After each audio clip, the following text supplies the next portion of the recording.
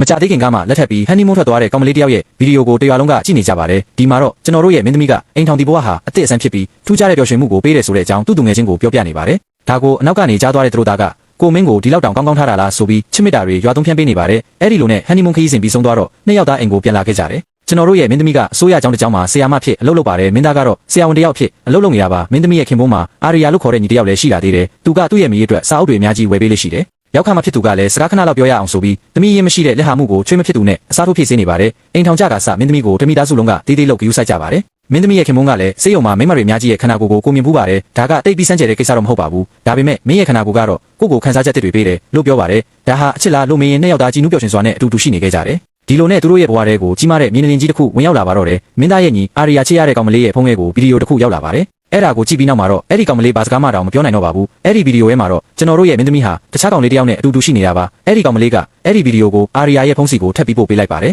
ဒီမှာတင်မကပဲရောက်ခါမှဖြစ်သူသွားနေကြကလပ်မှာတော့အဲ့ဒီဗီဒီယိုကပြန့်နှံ့နေခဲ့ပါပြီအားလုံးကစစ်တရာရဲ့ချွေးမှာဘလို့ဖြစ်နေလဲဆိုတာကြည့်ကြပါဦးဆိုပြီးအဲ့ဒီဗီဒီယိုကိုဝိုင်းကြည့်နေကြပါတယ်